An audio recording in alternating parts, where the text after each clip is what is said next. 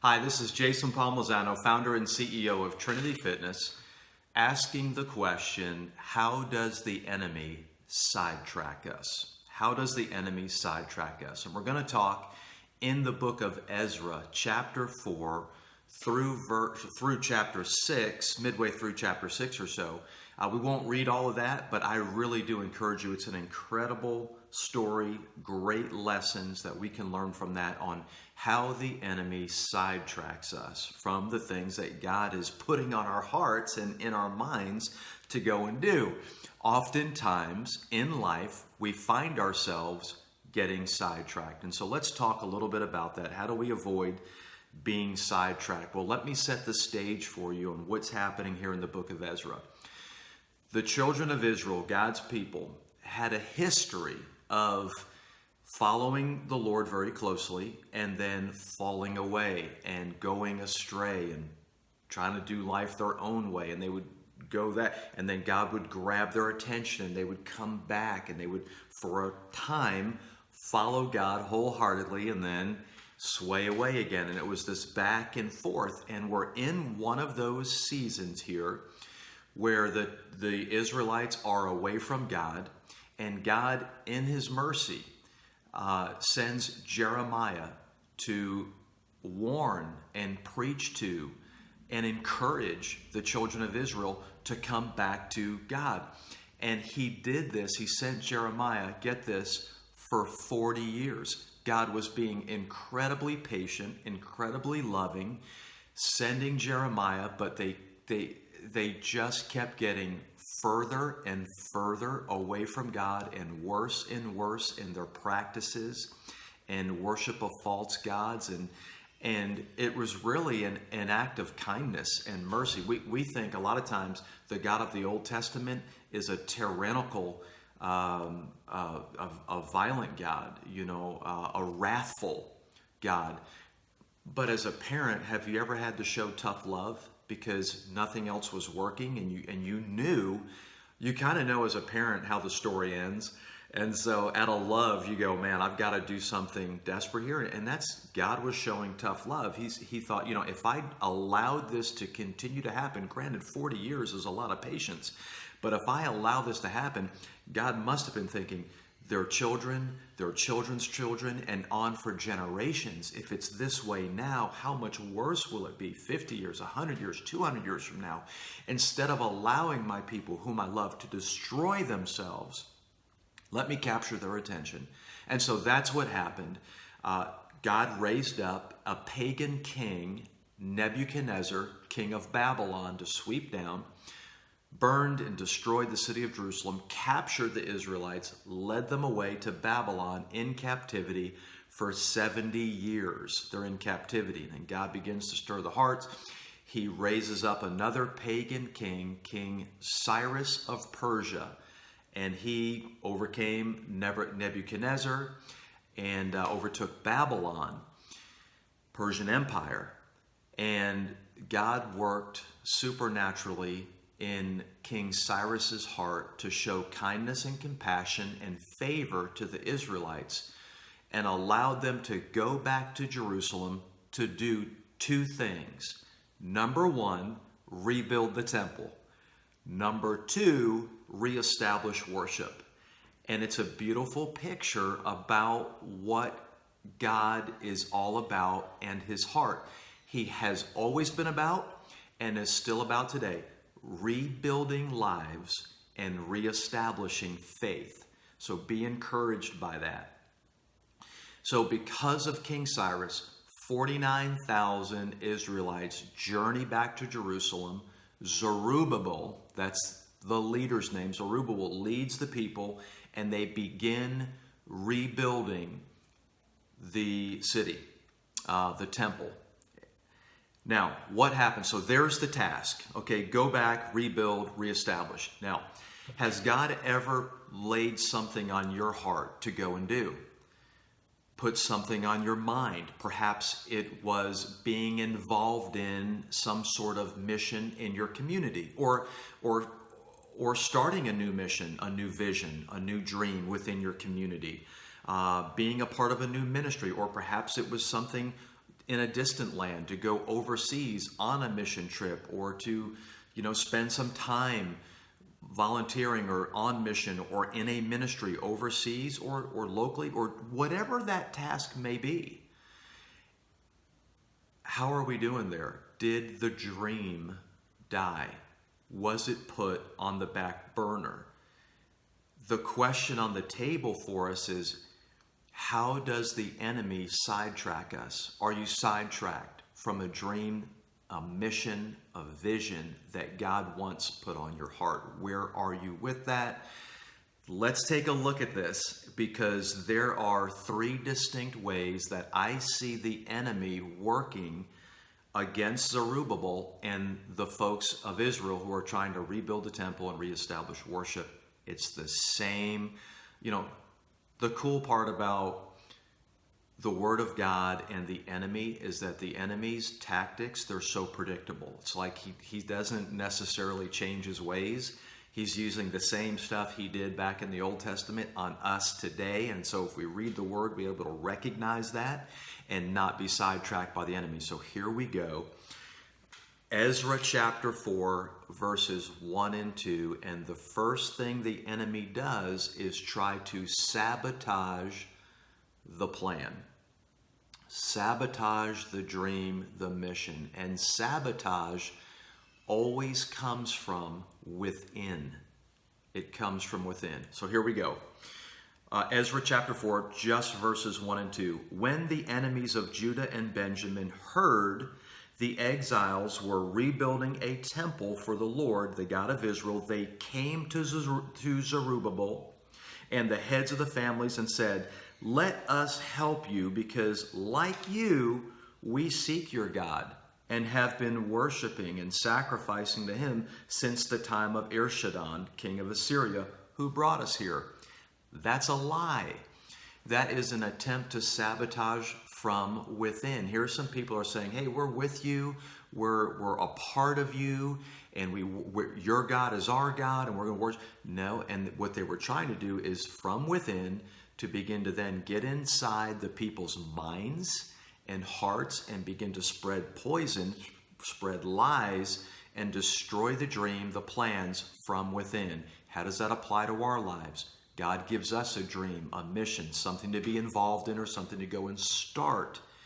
And the enemy, sabotages our minds and our hearts. He gets inside of our heads and he says, you're not talented enough. You're not the ministry leader. You're not worthy. Did God really tell you to do those things? You're not the parent you should be. You're not the spouse you should be. You've got this in your life, and you've got this ugliness in your, whatever it is. And he begins to sabotage us. And the sad part is, if we're not careful, we can believe those lies. Here's the truth. Here's what we need to believe, that all things are possible through Christ. And when Jesus is involved and we stay focused on him, he works out the mission and the vision and the dream in our lives. I love what Paul said in, I believe it was, 2 Corinthians chapter 10, verse 5. Take every thought captive to the obedience of Christ. These lies from the enemy, take them captive. God, is this from you? No, it's not. Okay, I'm going to stay focused on the dream and the vision. Number one, how does the enemy sidetrack us? He tries to sabotage right here in our minds and our hearts. Let's keep moving. Number two, if the sabotage from within doesn't work, the ambush from without oftentimes comes. And so let's take a look at that. The ambush is found in verses 4 and 5 of Ezra chapter 4. And here it is. Then the peoples around them set out to discourage the people of Judah and make them afraid to go on building. They bribed the officials to work against them and frustrate their plans during the entire reign of Cyrus, king of Persia, and down to the reign of Darius, king of Persia. It would be like you building a house or building an addition on your house. You got to go get a building permit. And you're building away, and then the neighbors or the people in your community were behind your back bribing the building inspectors with, hey, find something wrong. find something wrong with this. And they kept, thwarting the plan and frustrating the plan. You have to go back and rebuild and tear down and rebuild, and you're not getting anywhere. You're not making any progress. That's an ambush from without, and that can happen if we're not careful with what God puts on our hearts and in our minds. People can come around us, and sometimes they're well-meaning people, and they can go, hey, did God really tell you that? Or people will go, really? That sounds crazy. That's odd. That's bizarre. That's absurd. Are you really sure about that? It seems to me that your time can be better spent elsewhere, or that your money and your resources can be better put or invested in this way or that way. I don't think that's from God. And we begin to get ambushed from without, and that too can spread doubts. And if we're not careful, we go, yeah, maybe they're right. Or, yeah, well, I got counsel from so-and-so, and I'm getting advice from there, and that dream is ambushed from without. So you got sabotage from within. We're answering the question, how does the enemy sidetrack us? It's sabotage from within sometimes. Got to be careful of that. Ambush from without, from these doubts, from the others around us. If none of that's working, then number 3, here's what I've seen in my life and in the lives of others, is that there seems to be an appeal to a higher authority above us. That's not God, of course. He is the ultimate authority. But what happened was, and let's take a look at that. It was an attack from the top. And let me see. I will try and let's see. I think it's verses starting in chapter 9 here. Bear with me. I'm sorry about this. Oh, here it is. No, here it is right here in verse 6, chapter 4, verse 6. And this actually goes on for quite a while, so I'll just summarize it. At the beginning of the reign of Xerxes, they lodged an accusation against the people of Judah. So the people now, they couldn't sabotage from within. The enemy couldn't sabotage from within. It didn't work. The ambush from without didn't work. So here's what they do. They go to the king. They go to King Xerxes, and they write 3 letters against Zerubbabel and the people to try and get the building of the temple and the establishment of worship to cease.